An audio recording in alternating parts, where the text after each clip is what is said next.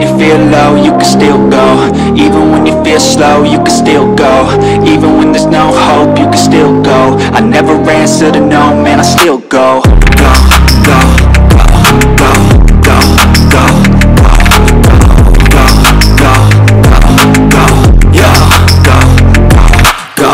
Hustle hard, hustle every single day. I'll be making moves till I'm buried in the grave. To the system, I don't wanna.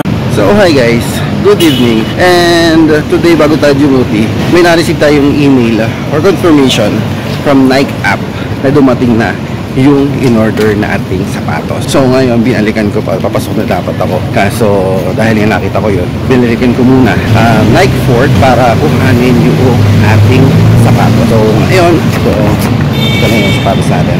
So guys, i-unbox natin to pagdating sa bahay and bibigyan ko kayo ng quick review ng ating bagong sapatos. So kaya guys, tara, samahan niyo ako.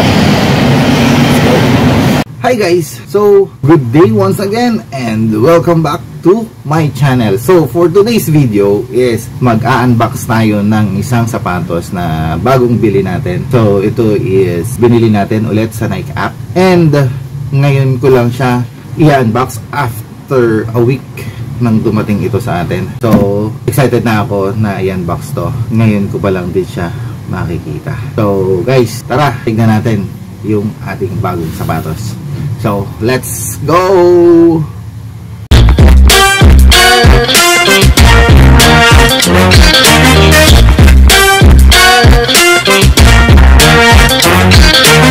So guys, ito na nga pala yung sinasabi ko sa inyo na sapatos na i-unbox natin. So dumating to, I think 2 weeks ago. Ngayon pa lang natin siya i-unbox. Buksan na natin. And ito nga pala is kinuha natin or pinick up natin sa Nike The Fort dito sa may High Street sa may BGC. So ito na guys, the moment. Ayan!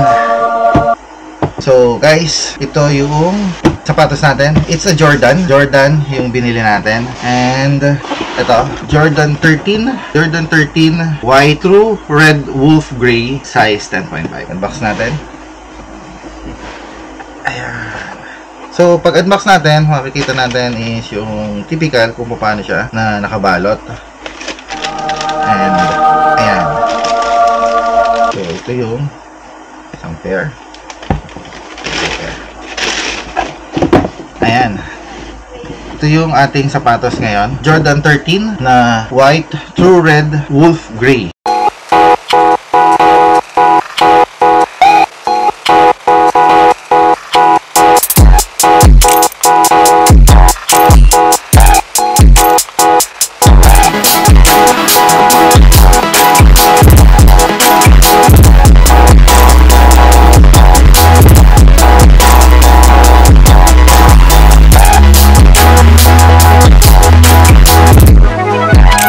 Itong Jordan 13 nga pala is released siya noong 1997 na dinesign ni Tinker Hatfield. So itong model na to is inspired by Jordan na nicknamed as Black Cat. So Black Cat is panther yung nire-resemble niya. So ayan, ito yung kumbaga para siyang panther kasi kung makikita nyo, ito meron siya dito na yung cat eye jewel. Ito, ayan, ito yung parang cat eye niya.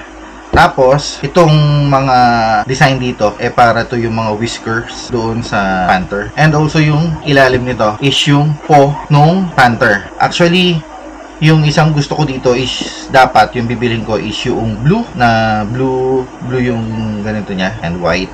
So, pero since ito yung available, magandang choice pa rin naman siya. Ayan. So, yan guys. Ito yung bagong sapatos natin. So, Jordan white true red wolf gray. So kung makikita nyo, i-run through natin. Ito is leather. Hindi naman siya yung true leather, pero magandang klaseng leather din siya. Makinis siya na meron siyang mga hasp na parang wrinkles. Tapos makikita nyo, nandito pa rin yung kanya yung Jordan name dito. Yung sa gilid niya, yung gray niya dito, yung gray na ano niya is yung suede, yung parang gamusa going papunta rito. Yan, lahat yan. Yan, suede yan lahat. Ito yung isa ko nagustuhan sa kanya, sa design niya, is itong hologram na parang cat eye niya dito. Ang nakalagay dito is yung number 23 kung yan natin is yung hologram niya 23, tapos yung kanya signature na dunk nung nanalo siya sa dunk contest. White yung lace niya. So ito nga palang ano na to is walang extra lace na included doon sa package niya. Tapos yung tongue niya dito, ito lang yung hindi ko sa akin, para sa akin, sorry. Hindi ko gusto is to. Siguro mas maganda siguro kung may mas magandang design na for this Jordan. I don't know kasi parang nachichipan lang ako dito sa embroider na Jordan dito. Tapos yung sa ilalim niya, yung kanya herringbone na design ng sole niya para doon sa traction. I think maganda yung traction nito. Tapos ito nga is designed as a paw print noong Panther. This one is a carbon like material. Tapos ito is rubber Jordan signatured dunk niya. And yung loob naman niya, kung makikita nyo sa loob, yung kanyang Jordan logo. So overall, gustong gusto ko siya. Kumbaga sa akin is 9 out of 10. Bakit hindi 10 out of 10? Kasi yung gusto ko talaga na sa kanya is yung color blue. Pero ito, okay naman siya. White, gray, red. Magandang combination. Kaya 9 out of 10 yung i-rate ko sa kanya. So hindi ko pa siya nasusuot kasi kaka-unbox lang natin. Syempre naman, di ba? So susutin natin to and i-update ko kayo doon sa magiging feel nito sa paa habang ginagamit natin or suot natin full day basis. Ito nga palang Wolf Grey is na-release itong retro na to this 2023 lang. So guys, tapos na natin siyang inbox, i-review, and ipapakita naman natin to ngayon kay Kal-El. Tingnan natin ano magiging reaction niya on this Jordan 13. Okay, let's go. Kal-El, look. Ano? What can you say? Ganda. Ha? Ang ganda. Ganda? Baba. Oh. Wow, shoes! Also you? Yes, Oh, how was that? shoes. Okay, maganda ba? Opo. Ha? Approve? Opo. Ha? You like it? Yes. Okay ba? Approve ba? Approve? Approve? Approve. Ikaw? Approve din? Approve? Ha? Approve kay Patrick? Yes? Oh. Oh, sige, bye-bye na. Bye-bye. Ikaw? Bye. Bye-bye, Patrick.